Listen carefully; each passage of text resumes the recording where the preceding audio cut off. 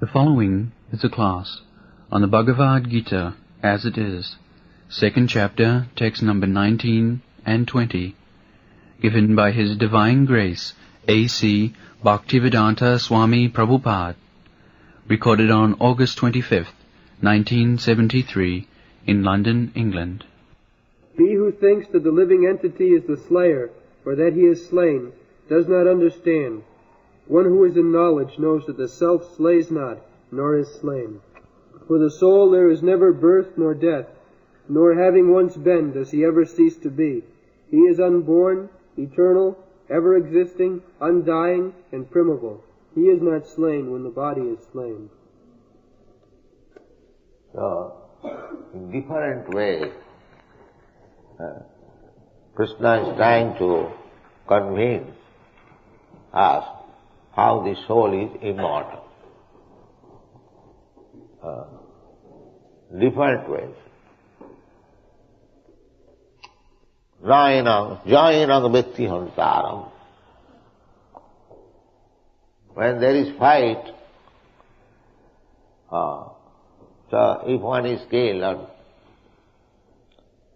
so Krishna says that if one thinks that this man has killed this man,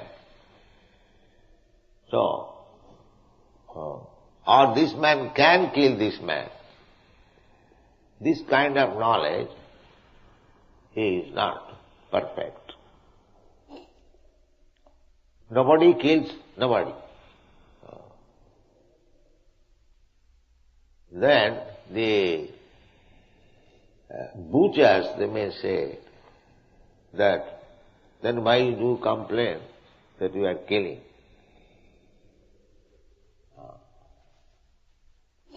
That killing the body.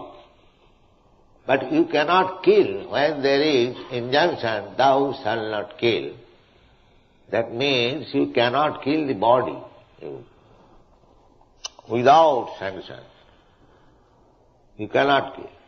Although the soul is not killed, the body is killed, still you cannot kill the body without sanction.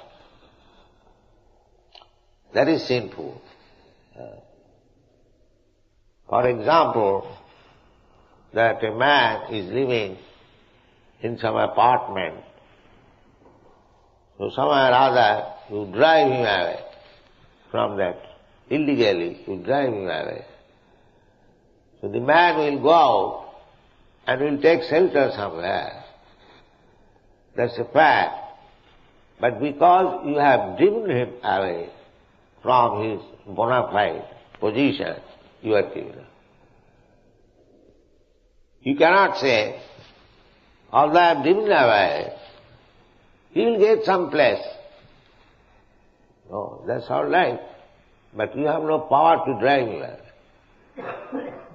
He was in his legal position to live in that apartment, and because we have forcibly driven him away, you are criminal. You should be punished.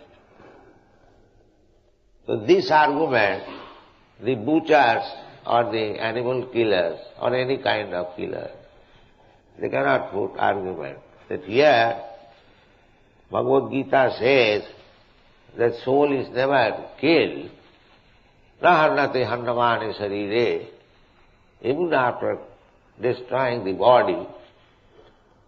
So why you are complaining that you are killing? So this is the argument, that you cannot even kill the body. That is not allowed. That is sinful.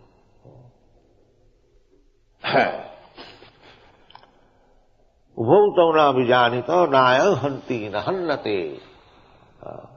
So nobody kills anybody, neither anybody is killed by others. This is one. Again, in a different way, Krishna says, Najayat, the living entity never takes birth. The birth is of the body, or the death is of the body. living entity, the spiritual spark, then that being Krishna's part and parcel. As Krishna does not take birth, does not die, ajopi sanniti abhyatma, you'll find in the fourth chapter. Ajopi, Krishna is aja. Aja means who never takes birth. Similarly, we being part and parcel of Krishna, we also never take birth. The birth and death is of this body. And you are so absorbed in the bodily concept of life that when there is birth or death of the body, we feel the pains and pleasure. There is no pleasure, of course. Birth and death, it is very painful. Because, that is already explained, the consciousness of the soul is spread all over the body.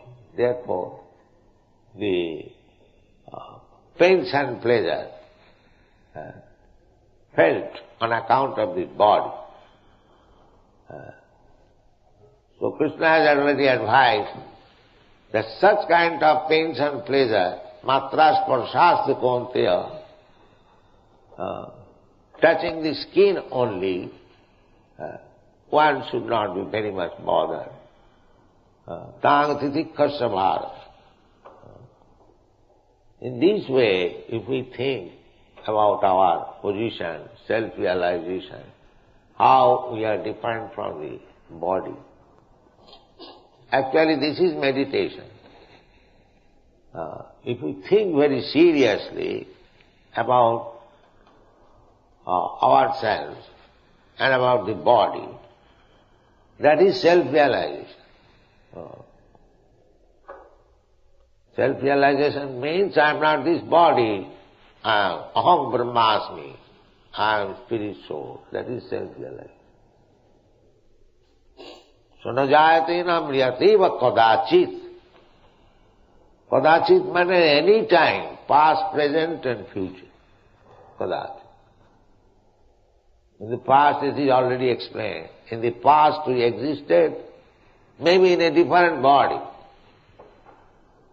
At present we are existing, and in the future also we shall exist, continue to exist, maybe in a different body.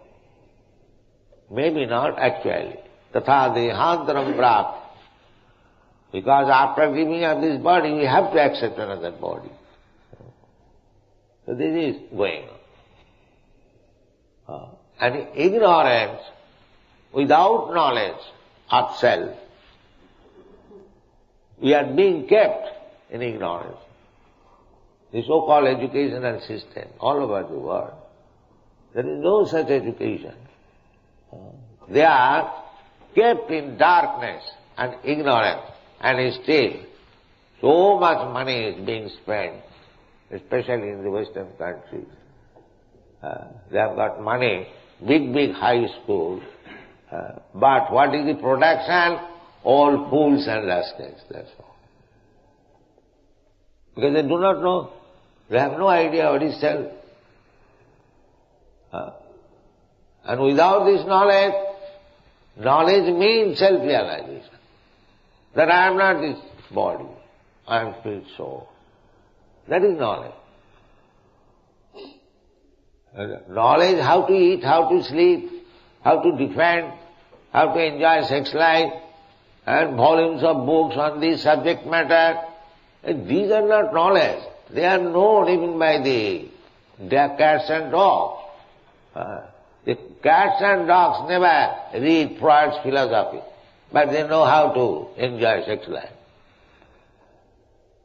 So this dog's philosophy will not help you. That I have got this body and I have to enjoy the bodily sex life. This is dog philosophy.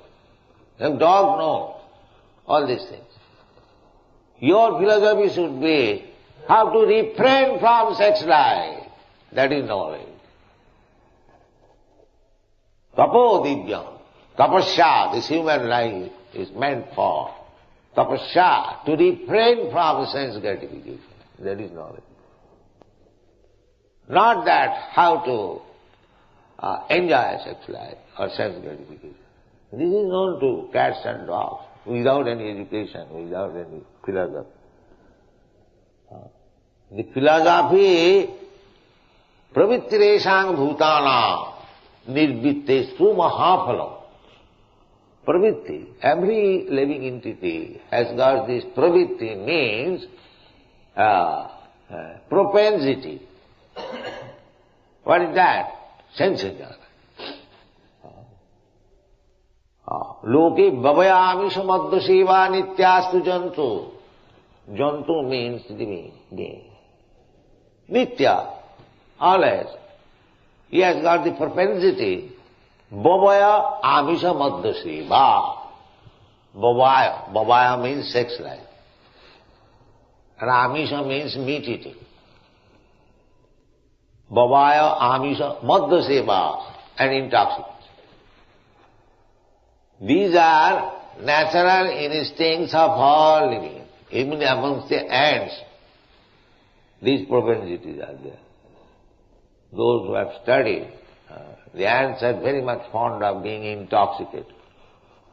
Therefore they find out sweet, sugar. Sweet is intoxication. Perhaps you know. The liquor is made from sugar. Sugar is fermented with acid, sulfuric acid. And then it is distilled. That is liquor. Therefore, too much sweet eating is prohibited. So, loke bhavaya amishamadha seva nityastu jantu. This is propensity. Material life means every living entity has got this propensity. But they have to be restricted. Pravittiresham bhutana. That is natural instinct. But if you can stop them, that is your excellence. That is called tapasya. Tapasya means I have got naturally some propensity, but that is not good. Not good in this sense. If we continue that propensity, then we have to accept this material body. This is the law of nature.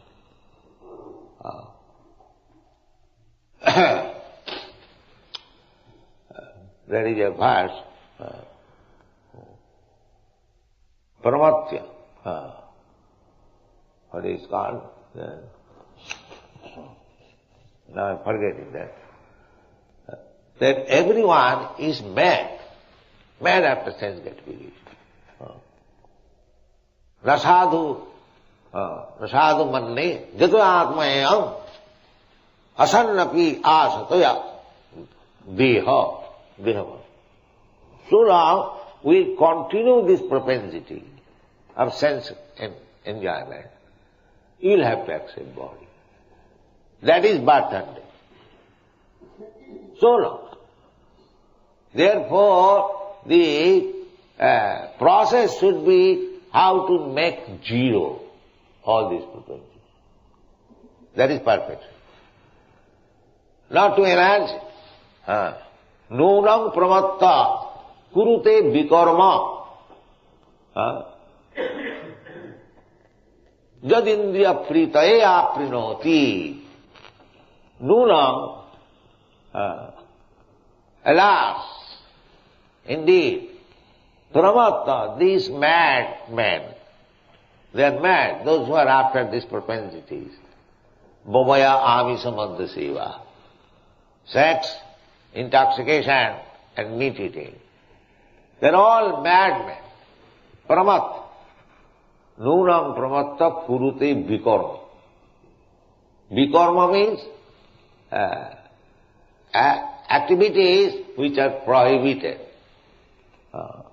You see, for these three things, amisamadda seva, for sex life, for meat eating, for drinking. People are working, not only working, dishonestly working.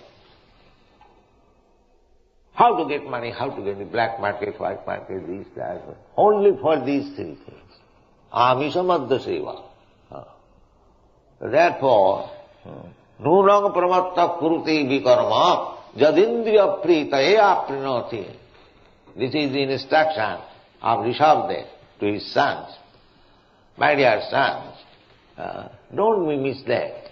These rascal fools, they have become mad after this thing. Meat eating and intoxication and sex life. Nasadhu manne. It is not good at all. Nasadhu manne. I don't allow. I don't say it is very good. It is not at all good. Nasadhu manne. Why it is not good? We are enjoying life. Yes, you are enjoying now. But jato atmanayam asannapi asato deho. So long we will continue with these things. You will have to accept body. And when you accept body, there must be birth, there must be death, there must be disease, and there must be what is called old age. You will suffer. You will suffer. But your actual position is na jayate. You do not take birth, but you have conditioned yourself to take birth. Actually your position is no birth, eternal life, as Krishna is eternal. Similarly, every one of us, we are eternal, because we are part and parcel of Krishna. The same quality. As Krishna is Satchit Ananda Vigraha. He is form, transcendental form, eternal form, full of knowledge, full of bliss. Similarly, we are also, although particle, the same quality. That Buddhists say Najai.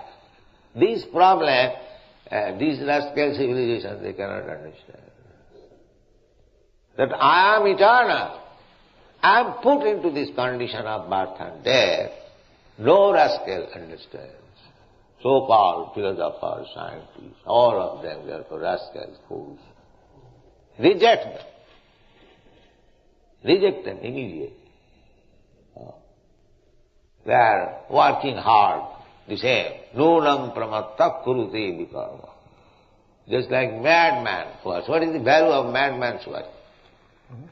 It is busy whole day and night. I am very busy. Now what you are, sir? You are a madman. Your brain is cracked, crazy.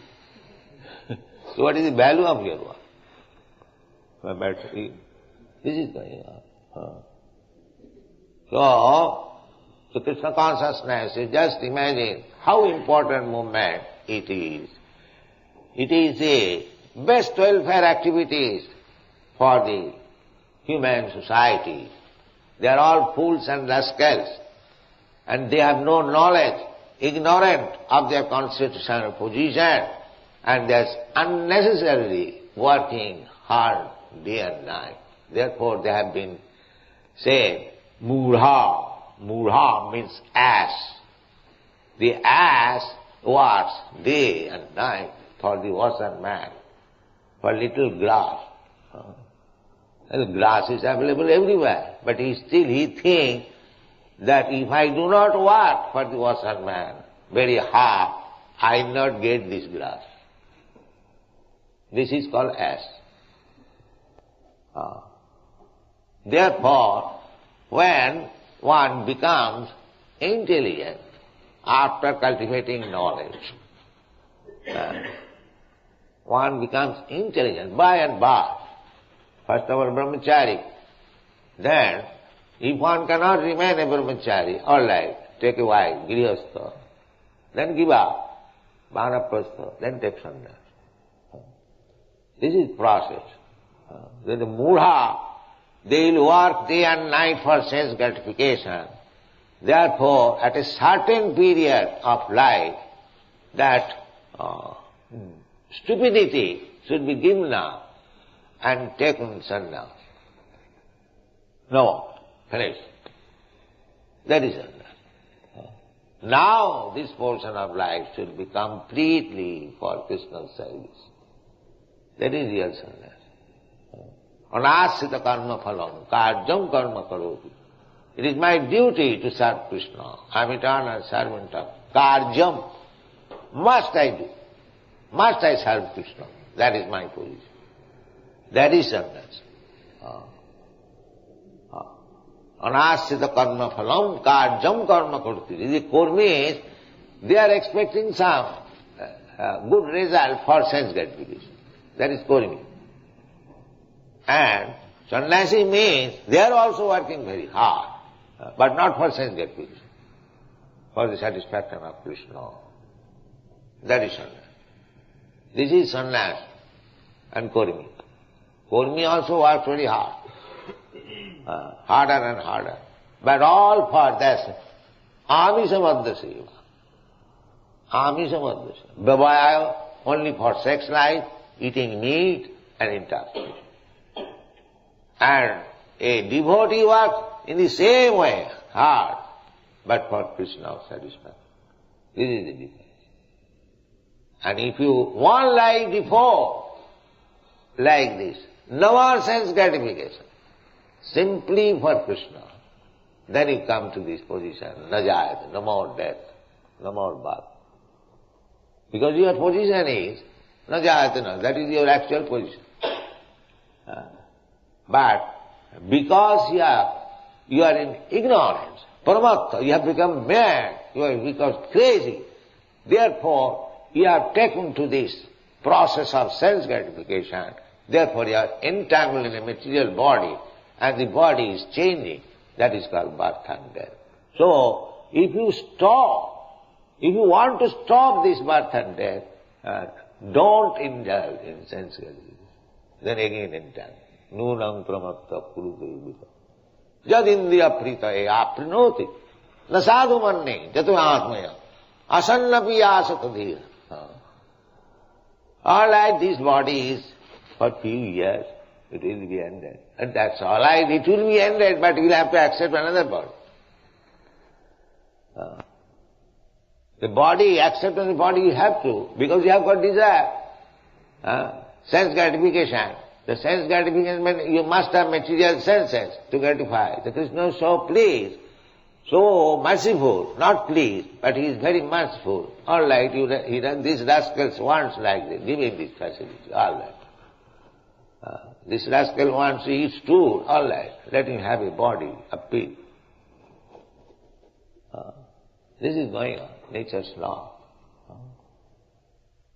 So this knowledge, Bhagavad-gītā knowledge is so perfect for the human society. And Krishna wants that this knowledge should be spread because everybody, sarva jonishu kaunteya sambhavanti muktaya. He is the seed-giving father. Father is naturally well-wisher. These rascals, they are suffering, prakritisthani, manashasthani indrani, prakritisthani causes, simply by guided by mental speculation, mana, and assisted by the senses, they are struggling so hard. And if they come back to me, they can live so nicely as my friend, as my lover, as my father, as my mother, Vrindavan. So, claim them, again, call them. That therefore Krishna comes. Jada jada hi dharma. Because the whole world is running on under the false impression of sense enjoyment.